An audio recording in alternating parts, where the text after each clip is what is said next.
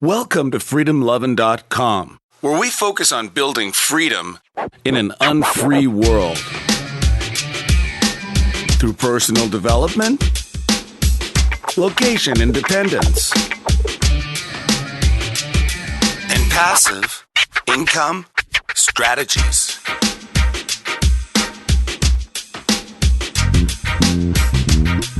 Now here's your host, Kevin Koskela. That's right. This is episode number 24, and this is Kevin, and coming to you from Chiang Mai, Thailand today. And I don't have a guest on the show, so it's just going to be me solo, and just got some insights into some things regarding Thailand, the U.S., and my trip out here, what I'm doing, and then the podcast.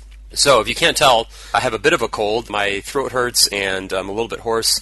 I'll explain that in just a second, but I'm having a pretty good time out here in Thailand. And before I start, I wanted to mention that a new rating and review came in, and I wanted to read that off. And this is from Andy K25. And he says, "Great conversationalist, 5 stars.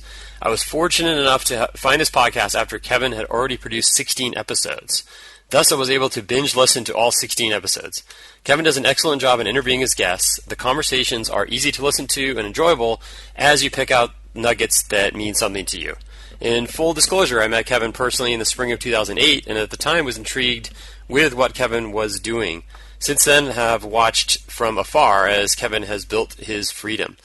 I'm looking forward to the weekly reminders to build freedom for myself, and I think a new listener would as well. Hope to see you again soon, Kevin."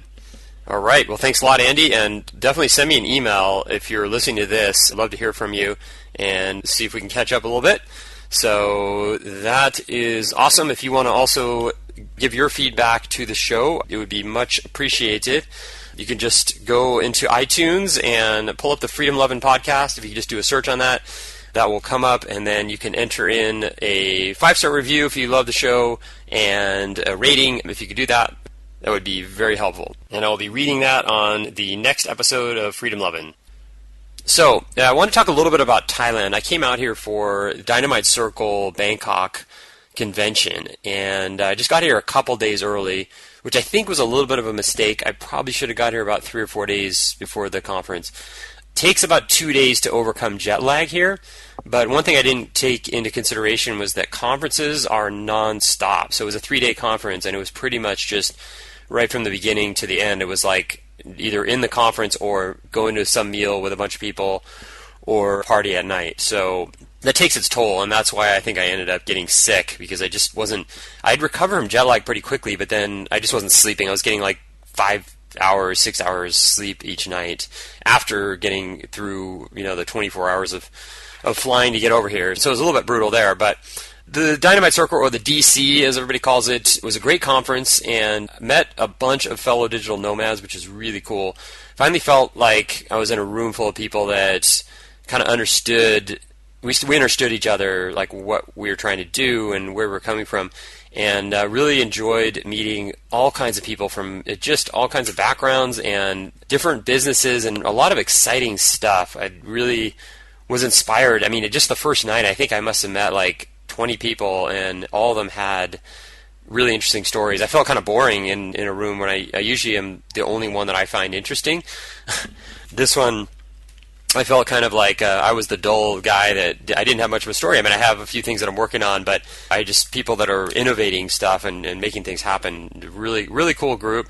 And the conference itself was full of some great speakers, and I don't want to go through each one. I didn't want to make this show about reviewing the entire conference, but learning about things like, how to get more publicity for your business, and how to be a better podcaster, how to rank your websites, and how to do social media, and lots of different things. But for the most part, it was more the inspiration that I got from everything. I definitely wrote down some ideas that I'm going to implement, and some book ideas, and a couple of podcasts that I wasn't aware of. But overall, it was just tons of inspiration, which is exactly what I came out here for. And I got to talk to some people about my podcast, this Freedom Lovin' podcast, and what I'm doing with it, and got some good ideas there. And I actually met somebody that's a podcast expert, so I'm going to meet with him here in Chiang Mai in the next couple weeks and go over some things. So hopefully make this show even better and keep it going, keep it relevant, line up the best guests that everyone's looking for, and I just want to be of help to anyone that's listening, whatever that may be. And I've got a lot of ideas. If you have any ideas, I'd love to hear them as well.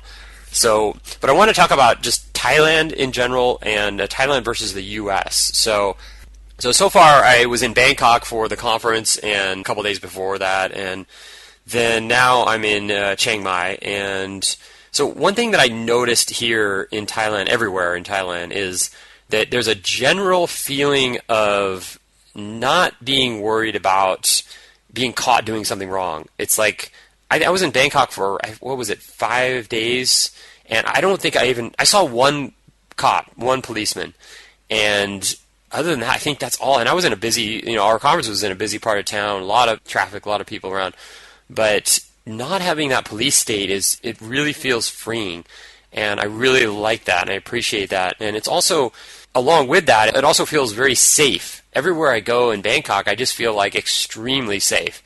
Like, there isn't any feeling that people are out to get you. I mean, I'm sure there's crime and everything. I don't know all the statistics, but it's a very safe feeling being in Bangkok, and even more so in Chiang Mai, where it's much more mellow. But that was one thing I noticed that was really nice, that I just don't feel like people are worried about what I'm doing. I mean, nobody's really, like, paying much attention to what other people are doing as much as is, like, say, in the U.S., where you have, like, I was in Boulder last summer, and there are so many cops in that town. I mean, you feel like you could just look the wrong way and you're going to get a ticket or say something wrong. I mean, it just constant feeling of like, what am I doing wrong now?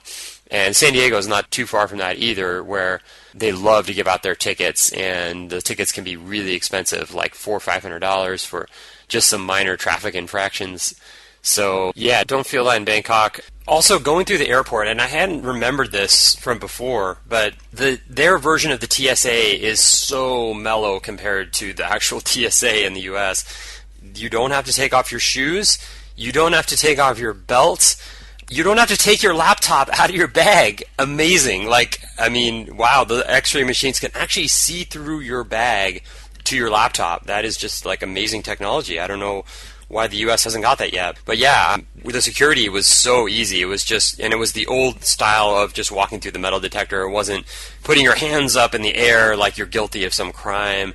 I actually got the security lady that I walked through, like, they give you a card and then you have like a person that kind of oversees it or something, and she came over and wanted to check something in my bag, and she said, "You have body spray?" And I said, "No."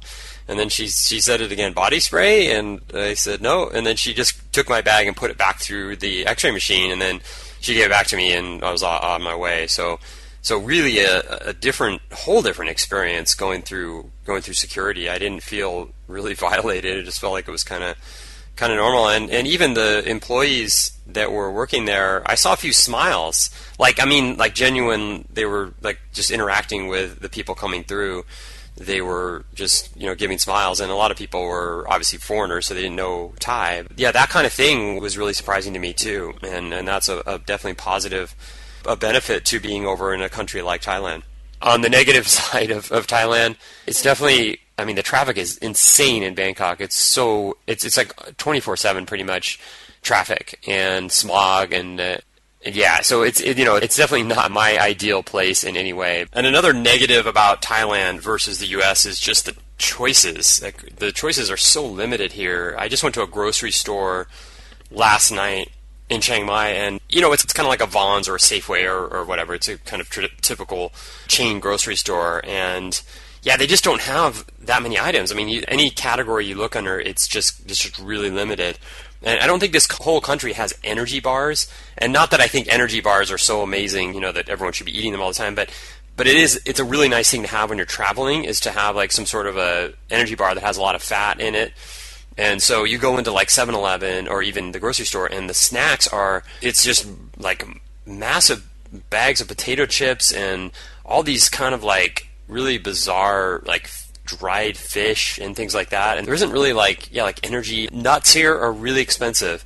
Like, nuts will cost you more than they will in the U.S. And that's a nice snack to have on the go too. So your choices are limited. I have been doing nuts, although I get tired of that. So trying some of these other things they have here. Like I tried the green nuts. They're green peas. They're made into nuts. I don't even know what they are exactly, but they're not bad. They're just not my first choice. So yeah, but the massive choices that we have in the U.S., I really appreciate that. And, going into a place like Whole Foods, it's like one of those things where you're in a first world when you go into Whole Foods. But even Trader Joe's, I don't know if I could handle living over here for very long without having my Trader Joe's. With all the choices we have and all the great food, yeah, I just feel like it's really limited. But just to point out that it is, there are some things that are more free about being in Thailand, and I kind of like that. And I think it probably has something to do with the Buddhism here. I think it's like 95% of people here consider themselves Buddhist.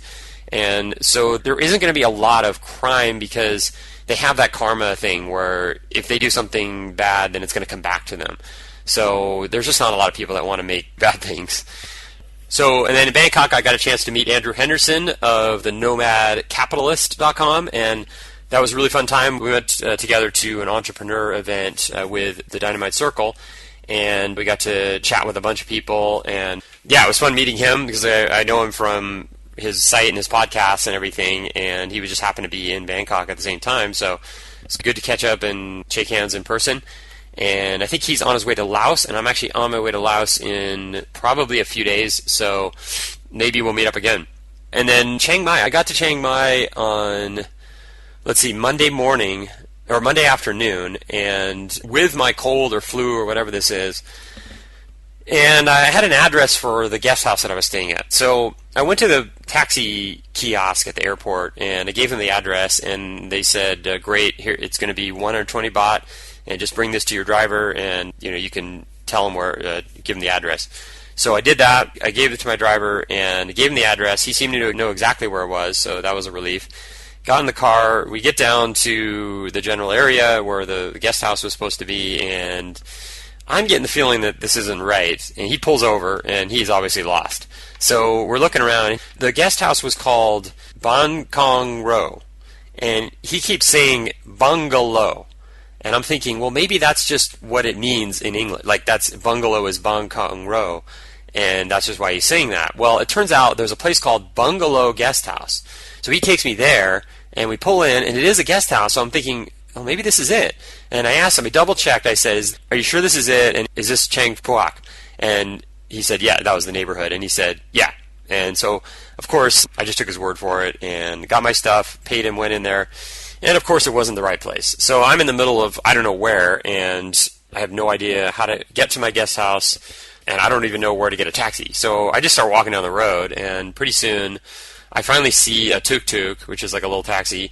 And I flagged the guy down, and I gave him the address, and he seemed to know exactly where it was, too. He didn't even flinch. He just looked at I had it on my phone, and I actually had it in Thai and English. So I showed it to him, and he said, oh, yeah, 150 baht. Okay. So I waste another $5. So we go down there, and he gets close, and the same thing. He pulls over, doesn't know where it is. He starts to point. He looks at me and starts to point down the street. And he says, it's down there. And I said, well, that's not really going to help me because I don't know where it is. So then he starts asking random people on the street, and nobody knows where it is. And then he went to a shop owner, and they gave him sort of directions, which was just like a half a block away. So we went over there, and he said, this is it. And it wasn't it. It was like some apartment, I don't know, someone's apartment or something. And at this point, I wanted to let him go. So I paid him, and then went into this little apartment place and talked to a couple of people that were there, asked them where this place was, and they seemed to think they knew. So the guy, who was like 20-year-old dude, just showed me around. He just walked me around the neighborhood because he thought it was like pretty close to there, and we were walking all around. He asked so many people, and nobody knew, and so then we went back over to his apartment, and then the older woman said something in Thai to me, and then got on her motorbike, and she wanted to drive me around on her motorbike. So I got on the back there, and it was a really funny scene because I'm sitting on the back of this motorbike with this little tiny Thai lady. She was probably like 50, 55 years old. And people were looking and kind of smiling, and it was quite the scene. But she did the same thing. We drove all around, asking people. Nobody knew. So this whole thing about addresses in Chiang Mai, it's almost like it's a brand new phenomenon. They just don't use addresses. They don't understand it. So this guest house wasn't very big, so it wasn't like some landmark. So then we actually pulled into a police station, asked the cop. He didn't really even know. He said it's kind of generally in this other direction, but he didn't even know where it was. So we just kept getting closer. Luckily, we were getting closer and closer, and then finally we asked another shop owner, and they said it's right across the street. So it was like right there. So gave the lady a nice little tip, and on my way to finally in my guest house. So that was quite an experience. And funny, the Thai, I don't know any Thai, but I kept hearing the word farang. They say it falang, and that means white person. And so I guess she was saying, like, I got to take this white guy around and find this place. And so she was really nice, though. So that's been funny. I even had another experience today, very similar, where I gave the driver the address, and he had no idea where it was, no clue. And I actually saw it on the map, so I pointed it. I showed him how to get there, and then it turned out to be the wrong place because Google Maps was also wrong. So, yeah, good luck with addresses in Chiang Mai. They don't really work. They don't get you anywhere. Someone gave me a tip to just use temples as landmarks, and that kind of works. That's how you do it here. Yeah, so now I'm here. I was staying in a guest house for a couple days, and I switched over to a hotel. It's like a really nice hotel in a great part of town. It's called the part of town I'm in. It's called Neiman, and I'm sitting here just kind of nursing this cold, trying to do some work, but trying to get some rest and just kind of zoning out a lot of the time. And I'm really looking forward to meeting up with some of the DC members here in Chiang Mai as soon as I can get over this thing. And then I have plans on Saturday to go to Laos. I've never been there before, but I hear it's beautiful. I have a friend that is living up there now teaching English, and I want to go do this now. And my plan is to go there for like 3-4 days and then come back down here to Chiang Mai and spend more time just kind of hunkering down and working and things like that. So that's where I'm at with the travel. Also, Jake DeSillis, who I've had on the show here, I was just interviewed by him on The Voluntary Life a couple weeks ago, and he posted that last week, so you can go onto the show notes, and I'll have a link to that. It's just at thevoluntarylife.com, and he's also doing a series on location independence, and that's what we talked about on our show. It was just my lifestyle and being location independent, and he's got some other really great guests coming on the show. I'm not sure how many shows he's doing with that, but it's a great idea. It's a great series, and I think it's something that anyone listening to this podcast would be interested in. So, and that's about it. I'm looking for your comments. I mentioned this before, but I'm looking for your comments, feedback, anything you want to hear. I want to do things that can help you. I have a guy coming on the show. It's going to be either the next podcast or the one after that, and his name is Joseph, and we're going to talk about building a WordPress site, because that's kind of the starting point of getting online. If you haven't done that yet, if you're just still thinking about doing a business and you're not sure, we're going to talk about how easy that can be done, and it doesn't take a whole lot. I think that's a stopping point for a lot of people, is actually building that first website. And there's a lot you can do to simplify that. So we're going to talk about that, and hopefully that will be helpful for you, the listener. And that's about it. So I hope you're doing well. I am drinking tea, and I'm going to sign off here. Next time, I will have a guest on the show, and don't forget to leave a rating and review on iTunes. And until then, go out there and build some freedom, and we'll talk to you soon. Thanks for listening to another episode of the Freedom Lovin' Podcast. To break free today, head on over to freedomlovin.com and download our free guide. 7 practical tips to living free in an unfree world.